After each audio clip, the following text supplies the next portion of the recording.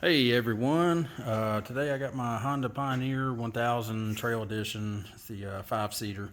Got the bright idea that I would install the Inferno heater, and I guess that's the number. There's not a lot of information on it and not a lot of videos, and I had one heck of a time thinking I could actually do this. I should have honestly paid somebody to do it. But anyways, hopefully this will save a lot of people some time, and I'll go through the steps that I did, which are not all of them, but I think it'll work. So anyways, hopefully this will help you out.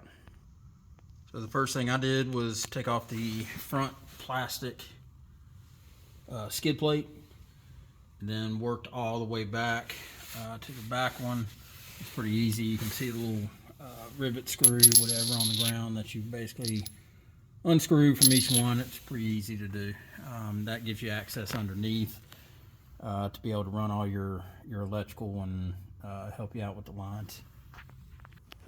So the next thing was mounting the heater itself, and in my picture it showed these two lines coming out.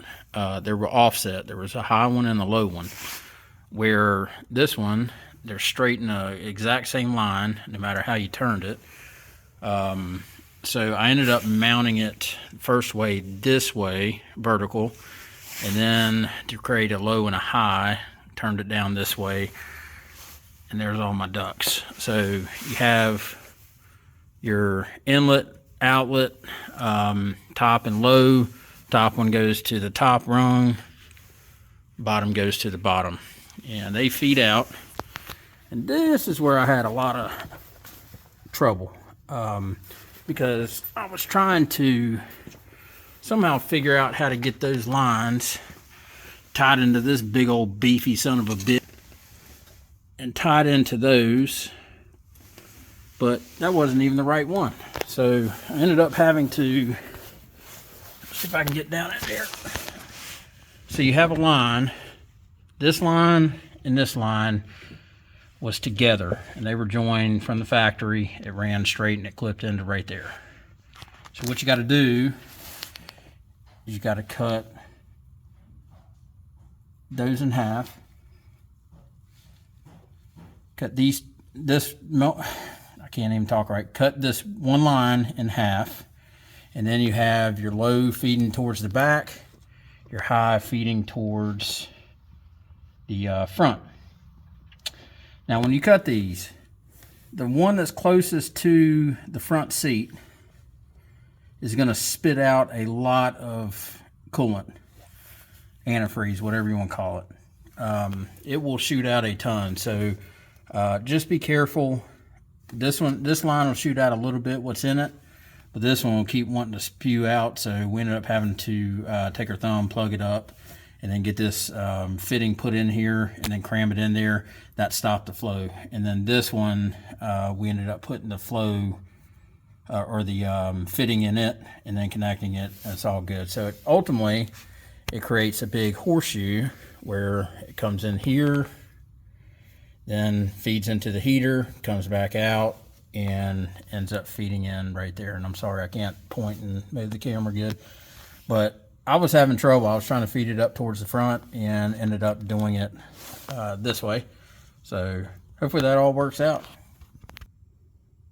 And this is where the fun started even more. Got even better. So started out, took off the warning plate, just drilled out those with the rivets that are there. I drilled those out, pulled them out, took off the sticker, and that was my only access. I didn't feel like I could fit two, so I cut one right there. And after messing with the whole thing and trying to figure out how to run duct work in that tiny hole all the way up through, and then when you get down in there, it's a solid piece of plastic. So you'd have to take off the whole front end, all the dash and everything to get to it. So I said, screw it. I'm not putting one in the top here. I'm doing them all as four. So I use the other piece of plastic, cut those, and I'll pop rivet that back in. But you got your cutouts. Put mine in the one closest to everything. You can do it any way you want to, really. But then fed the wire down through the side, and I'll show you that. So I ended up taking off this wheel well panel to give me better access, and then I was able to see all up in here and where everything went. So my wire, you got the strong line that runs right there, then mine's underneath of it, and it feeds through that and down to the bottom of the machine, and I can't really show that, but I ended up running, that's the line, the one that's kind of square, fed it around and then up back into the unit. So that's how I ran mine, and I just had enough length to get there. All right, so then my electrical comes. You can see it feeding up right through here. There's already a pre-cut hole from the factory, and it plugs in, joins in there. I don't know if you'll be able to see this, but down in there I cut the square out, the bottom left corner, and I was hoping I'd get all my ductwork through there. But I had a change of plans, and I said I'm not running the ductwork all the way up here to the front for a defrost. So I elected to go with three units there at your feet, and I think that should keep me warm enough. I live in North Carolina, so it's not extremely bad, but enough to take the chill off. So when you drill these holes, it says 2.5 inches hole saw, and I looked online because I got to Lowe's and kind of had a second thought, like I was forgot the number that I was going to get. So I looked it up online, and one guy put on there that they say 2.5, but it actually is 2 5/8. So I bought both saws. It is 2.5. So you'll put this piece in first, and actually, I'm sorry, you'll back this coupling up to the hole and then screw this through, and those screw threads are just enough to do 2.5. If you do 2 5/8, it kind of leaves a little gap, and you got to center it up before tightening it. Not a big deal. Both of them work, but I would recommend 2.5 on there to fit those on there. So here's my ductwork. This is what I did. There's a unit. Here's the floor. Here's where you get in. There is one right there at my left leg. That's a little short run. I put that on the top. And then this one's capped off, and I got 2 on the bottom. I had to end up cutting this plastic piece up higher into a square, and the reason is because I didn't want it that close to the motor. So it comes out, and it's got that pipe to protect it, keep a little heat off of it. So I ran it up, and then I zip tied it and ran it over here, zip tied it there, and then down. That one comes to that one. Then I have another one underneath of it, if you can see it through there, that it runs out from the bottom left of the unit, and then runs underneath that and goes straight to there and straight to there.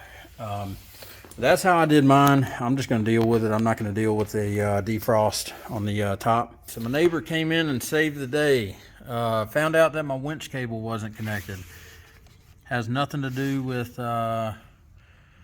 anything with the connection to the Inferno heater, but did find that out. One video stated that you can plug into the fuse panel. That's nothing but a bunch of fuses, and then you got a couple spares here.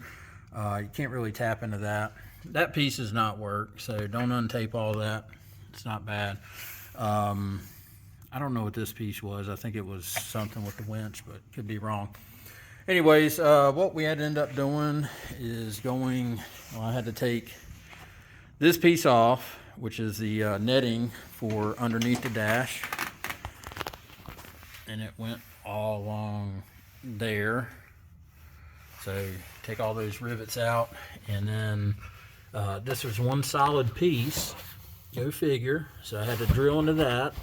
There's a lock nut on the back side of that cigarette lighter, and you got to take that off to pull it out. You disconnect the connection there, and be careful, because what I ended up doing is I pulled one of the wires out of there. Didn't make a strong connection, so we ended up butt splicing. So one of the pieces on the harness plugs into there, and the other one would be there, but we end up butt splicing. So that's your connection for your electrical. Turn it on. I got low. And I got high. Good news is, those floors are blowing onto the windshield, so hopefully it'll be good and warm. Hopefully this will help you out. It kind of stinks, but I'm gonna be honest, I didn't run the defrost because if you look back in there, that piece right down in there, right there, is all solid all the way throughout, and I don't know of any other way to do it other than taking off all this junk and trying to figure it out. And I have worked on this thing for third day now. First day is probably a few hours, and yesterday I spent a good while on it, and today I've spent a good while on it, but most of it's running ductwork and finalizing the electrical where it's going to be. But I'm tired of working on it, to be honest with you. So I'm not doing a defrost. You are more than welcome to do however you want, and I don't know what ductwork puts out the most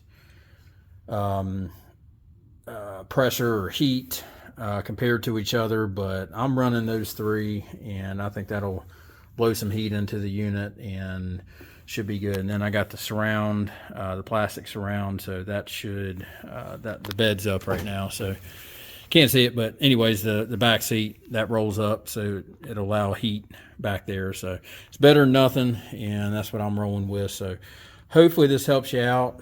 I don't know, so now I got the luxury of trying to put it all back together and figure out everything, but that's basically it in a nutshell of how I did it and what I'm looking at. So I'm gonna try to fire it up at some point here. I do have to get some more coolant, which has been ordered off Amazon because I lost quite a bit cutting that hose. So I'm gonna try to fill that up tomorrow when it comes and crank it up and see if it works. So hopefully this will help you, and if you got any questions, I don't know who really to call. So I tried to call Inferno. I tried to call the Amazon seller because my unit that I ordered did not match up to the picture description, and I was kind of concerned of how those units work when there's not a low and a high. Both the, I guess you could call them nipples, were lined up directly. So I created a high and a low by turning it on its side, and that's the way it looks. But again, hopefully this helps out, and I'm signing off for the day.